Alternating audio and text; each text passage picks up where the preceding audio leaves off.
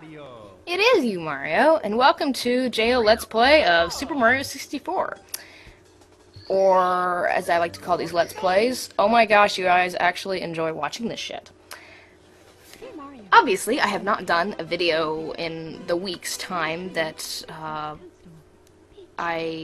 how to explain this? You D2 Brigade, even though I put things up on That Guy with the Glasses first, this is exclusively for you all D2ers, at least I'm saying that now. Hopefully it will never accidentally go up on That Guy with the Glasses. That's, as for those of you who know about my Star Fox 64 Let's Play, that's totally what happened. That was never meant to be seen by anybody but D2. I wouldn't mind Majora's Mask Let's Play going up there, which I did later just to kind of compensate and say that there was one up there. But, yeah. This is never going to be seen on there either, I dearly hope. Or maybe, I don't know, we'll see how this goes. But Super Mario 64 was my first video game on my first console that I owned. Obviously played video games before that, but I begged my parents for a console. I actually caught them placing it under the, not placing it, I caught my dad playing it one night when, before Christmas. I came downstairs and I saw my dad playing it, and my mom was like, why don't you help me wrap these presents? And he's like, no, I'm trying to figure this game out and stuff. And he looked up and he said, what are you doing here? And I ran upstairs and I cried myself to sleep thinking they were going to take it back and stuff like that. And they came up like an hour later, I guess after they like had a good laugh or something. And they're like, listen, we're, you know, you just keep it a secret and like pretend to be surprised, because, you know, we want it to be a surprise for your brother, so don't, you know, don't let him know that you know we're getting you an N64. And I'm like, okay. And so, Christmas time, I was like, I'm so surprised, you know. And apparently my parents were, this was the first time my parents were kind of shocked by, I guess, how good my pretending skills were, so to speak. So, I want to say that's part of the little thing that got me into doing acting, which is, you wouldn't know I was, I guess, a decent actor if you watch my reviews, but actually on stage, I swear I can act. My reviews are terrible acting, but that's kind of on purpose. But anyway, point being, gosh, that was a weird tangent. Oh my god, okay. Hey, it's time for me to talk about what the control scheme is really. Fuck, ow! Why are you killing me so easily? You're making me bleed. Okay. Wow, okay, I guess it was still flashing. You didn't kill me. I've lost my train of thought. Oh, yeah. So, yeah, that was a weird tangent, but my point is, Mario was the first game I ever had, like, owned and played through, and it was really hard when I was 7 years old. Like, really hard. And now, I find it's incredibly easy. So there's not much to talk about in this Let's Play. You know, I'm thinking, oh god, this is gonna be incredibly boring. But I'm gonna make sure it's not incredibly boring. I'm gonna find some way to make this fucker entertaining, because, as you all know, you know, usually I have a review each week, something held over from That Guy with the Glasses. I don't this time, although I never posted the intro to Digimon Month up on D2 Brigade, so I could cheat and put that up, but I don't want to. I figured it'd be better to have exclusive content for you guys. So, I'm gonna find a way to make this entertaining. And I'm going to narrate this as if Mario is not the little elastic physics-defying freak that he is, and is instead a totally normal human being experiencing all of this for, like, the first time. And forgive me if it's not very funny, but I'm just doing it off the cuff, and I did not want this to be boring, so maybe this is my Melvin Brother the Joker, I don't fucking know, but here we go! Plumber's Log, August 30th, Mushroom Kingdom, Princess Toadstool's Castle.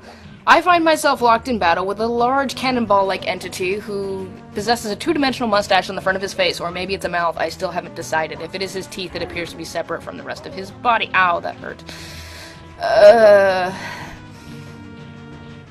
I would think about it more, but honestly I am in such confusion at the world that I have found myself in that I don't want to attribute much thought to this being's presence or what that is on the front of his face. I kind of just want to kill it dead and make it stop making that monotonous foot-stomping noise.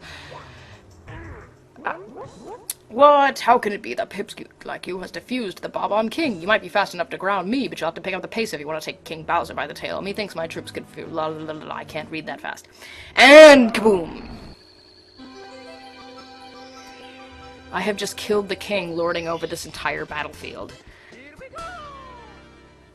I'm gonna have to take this in for a minute. suddenly struck me that I have terrible hat hair, so I put my hat right back on my head the moment that I took it off. I have been informed that I may enter the other worlds in each weirdly empty room of this castle, but I find myself freaked out enough by the one that I was already in that I'm just gonna go back in there and face the evil I know rather than the evil I don't know. So, despite the fact this is supposedly a battlefield, I find myself confronted with a turtle that wants to... I don't know if this is just the Mushroom Kingdom of streaking across a football field mid-game or what, but I think a battlefield would probably be the worst place to conduct a foot race. And I don't know why I keep doing that, actually I do. To break the fourth wall for a minute, the control... I'm not going to bitch about the controls, they're okay, but the control stick itself is really sensitive for this ROM, so, as you're going to see later, I fuck up a lot. And the buttons are okay, like the moves are fine, but if I'm walking sideways, wah!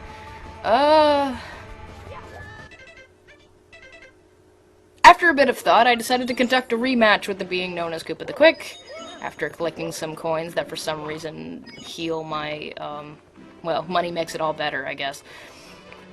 So, I re-entered this battlefield where no one seems to be actually waging war. There's just a lot of there's a lot of bombs blowing each other up, but that's about it. You know, considering those bombs blow up upon seeing another person, I think I figured out what happened here. I know what this battlefield is here for. There was a battle here, but since these bombs blow up every time they see another living thing, they killed all the other combatants, and these other bombs are just wandering around going, what the fuck are we supposed to do? The battle has long since been over. Please come in sweet death and take me away from this place. And so every time that I run in front of them, they're really eager to just kill themselves. See? Look at that. There's no excuse for that right there. They're like, oh my gosh, yes, please let me off this battlefield. I don't know why I'm here anymore. Very Ernest Hemingway little things. See, yeah, this is why I can't be funny. Funny people don't reference Ernest Hemingway in the middle of a fucking Let's Play. Okay. So, after jumping around like an idiot, I decided that in order to beat Koopa the Quick, I was going to have to cheat and enter this dimensional warp that for some reason... You know, I would say that doesn't make any sense, but considering I can't see where those cannonballs are coming from, I'm gonna say it makes perfect sense. Alright. I find myself at the apex of this race, perched atop this goal post that I suppose marks the grave of the king I killed. After pausing the game, I can actually see where he is. There we go. I figured by administering repeated blows to my forehead, I might be able to release myself from the pure insanity of the area that I was witnessing, but instead I found myself confronted with Ninja Turtle. How did he get here? Why? I didn't even see him come up the... Okay, fine. He's suddenly here now. But anyway. Apparently I must collect these stars to release my girlfriend, who...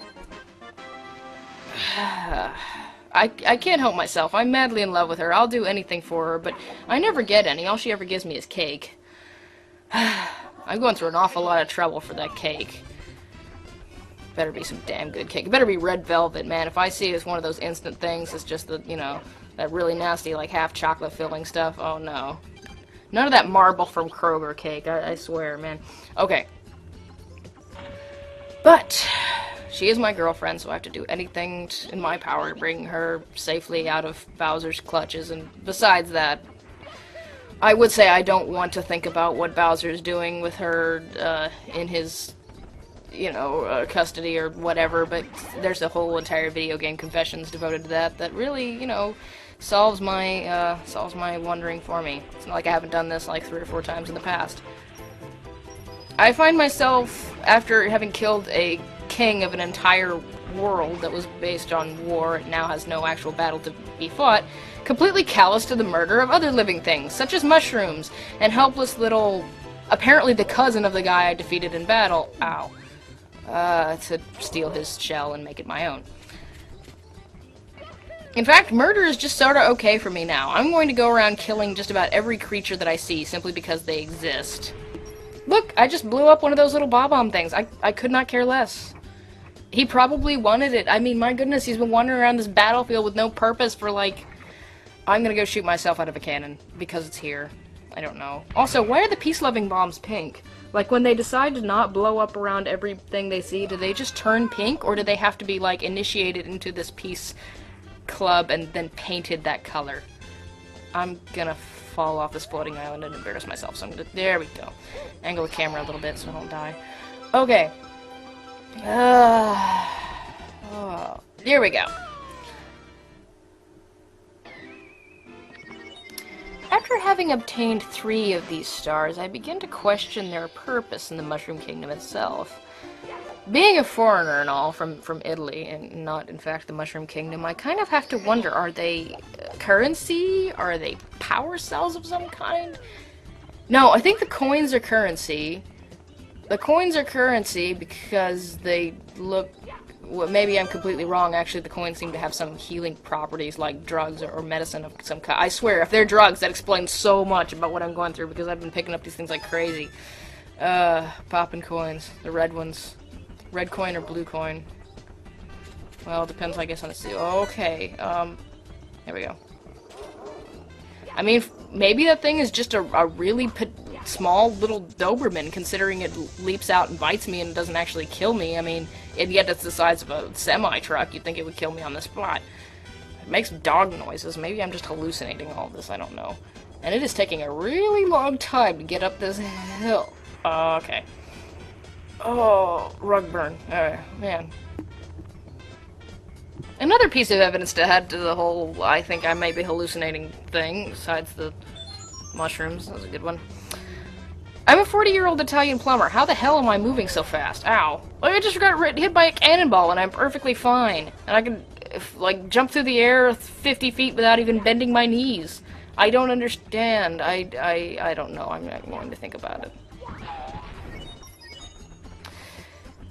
Anyway, after coming to terms with the fact that I've killed up to 10 possibly sentient creatures, I proceed to test the strength of my buttocks by doing a ground pound in the flowers. I don't really know why I did that, actually. I think I was testing to see if there are coins there. I don't know. Having come to terms with my newfound invincibility and/or incredibly strong buttocks, I fire myself out of a cannon with little to no consequences. I mean, yeah, that was scary, but I appear to be completely fine after landing on my head and doing a front flip. So yeah, I'm pretty much a god now. This is cool. Will everything just go back to normal as soon as I rescue the princess? Because that would be kind of boring, to be honest with you. Alright. I'm gonna do it again, just because I think I'm getting some sort of weird, sick adrenaline rush out of firing myself out of these things.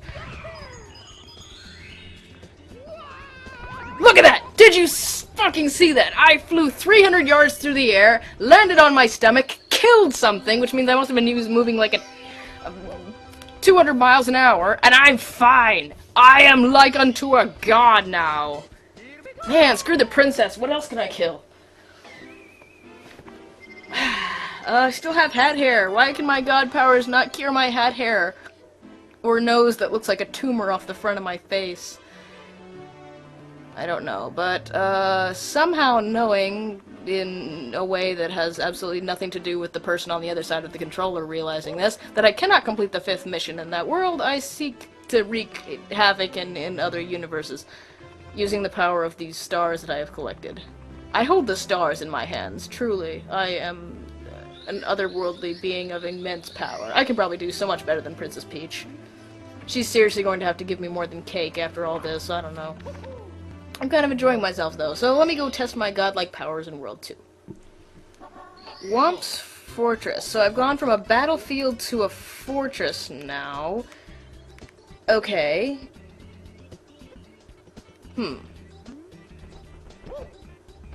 Well then. Is there something I can kill at the top of this fortress, too? In time, I shall be master of all the worlds if I can figure out how to walk sideways. Apparently, whatever godlike powers I have acquired, they are taking up the place of the little part of my brain that controls my balance and my inner ear or whatever, because I can't walk sideways anymore. I wondered if it has anything to do with the fact that this is a ROM and I'm playing on a controller that's way too sensitive for this old game,